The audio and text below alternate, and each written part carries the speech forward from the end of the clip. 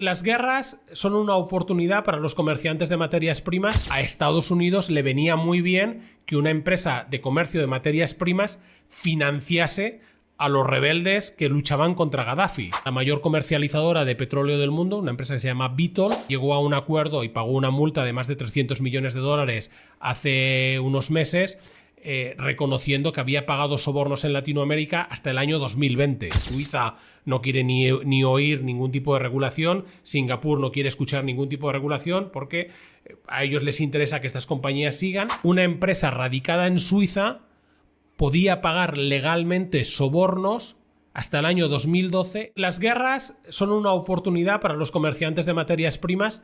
Las sanciones es incluso una mejor oportunidad, porque son especialistas en encontrar recovecos legales y a veces no legales para poder comerciar con países en los que se ven sometidos a sanciones. En estos momentos, por ejemplo, el petróleo ruso que venía a Europa, estas compañías de materias primas lo están poniendo en barcos y lo mandan a India. En India ese petróleo se refina y el gasóleo de ese petróleo viene a Europa. Pero ya no es gasóleo ruso. Ese gasóleo se considera gasóleo de India y es completamente legal. Y eso es un acuerdo, una serie de acuerdos que son muy ventajosos en estos momentos para muchas compañías de materias primas.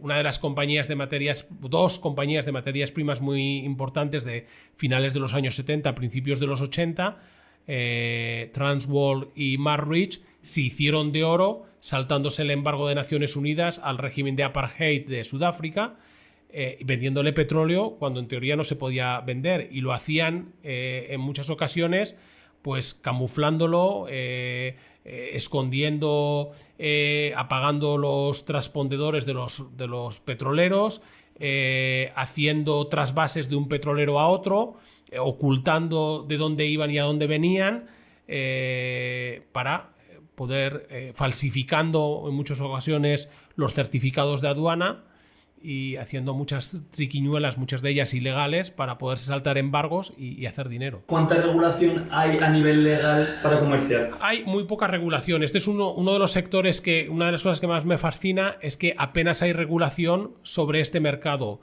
Mucho del comercio ocurre en alta mar, en aguas internacionales, fuera del alcance de ningún país.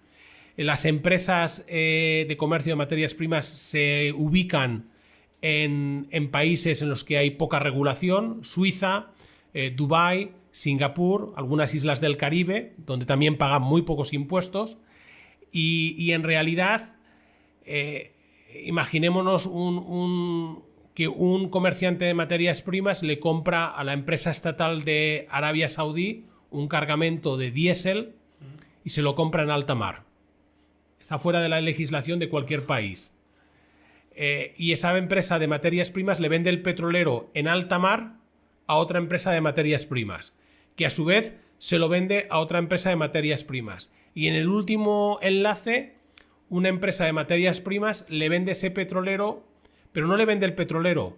Dos petroleros se juntan, babor contra estribor, se trasvasan de uno a otro el gasóleo o el petróleo para el último comprador. Entonces, ni tan siquiera el petrolero original llega a la costa de España. Se ha hecho un intercambio y ese intercambio ocurre también en aguas internacionales. Había muchísimo intercambio de barriles de petróleo ruso, de petrolero a petrolero, en aguas enfrente de Ceuta, hace un año. Sí. Pero estaba en aguas internacionales.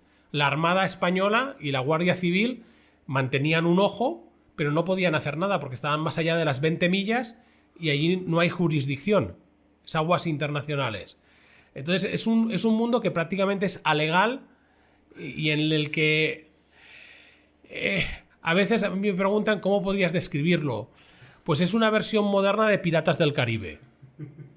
Es una mezcla. Si piensas en quién es una especie de empresario del mercado de las materias primas, pues sería como mezclar a un banquero de aquellos de la Beautiful People española de los 90 con James Bond y con el protagonista de Piratas del Caribe. Y lo que te sale de ese cóctel es el comerciante de materias primas. Esto que has comentado, ¿por qué no tiene una regulación? O sea, bueno, ya has comentado también antes que los políticos os preguntaban a vosotros y que prácticamente no saben ni que existe, que tiene mucha influencia, especialmente en zonas de conflicto o incluso en las sanciones a países, y que la mayoría de tratados se hacen en aguas internacionales donde hay ese vacío legal, ¿no? Si esto se sabe, ¿por qué no se intenta poner una regulación sobre ello? Dos razones. Una, porque es muy difícil, porque muchísimos países se tendrían que poner de acuerdo para poder regularlo. El comercio en alta mar es muy difícil de regular porque habría que modificar la Convención de la Ley de Alta Mar, que es una convención de Naciones Unidas que sería muy difícil de conseguir que 190 y tantos países se pusiesen de acuerdo para regularlo. Porque países donde estas empresas se ubican tienen un gran interés de que el comercio no se toque, porque les es beneficioso. Suiza no quiere ni oír ningún tipo de regulación, Singapur no quiere escuchar ningún tipo de regulación, porque a ellos les interesa que estas compañías sigan. Y luego porque en algunos momentos a los gobiernos occidentales también les interesan estas empresas y hacen negocios o se ayudan de ellas. O sea, por ejemplo, el ejemplo que ponía de la guerra de Libia, a Estados Unidos le venía muy bien que una empresa de comercio de materias primas financiase a los rebeldes que luchaban contra Gaddafi. Y Estados Unidos en aquel momento sabía perfectamente lo que estaba pasando, que uno no transporta $1.000 millones a los rebeldes de Gaddafi sin que el gobierno de Estados Unidos se entere, pero decidieron mirar para otro lado porque en aquel momento les venía bien.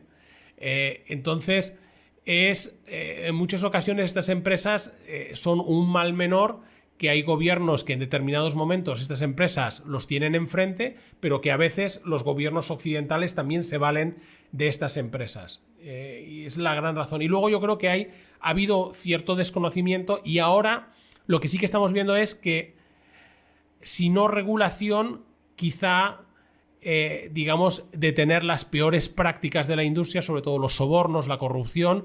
Eso sí que ha habido un esfuerzo muy importante por parte de gobiernos occidentales y sobre todo del Departamento de Justicia de Estados Unidos para acabar con la parte que yo llamaba casi del lejano oeste, donde era un sálvese quien pueda.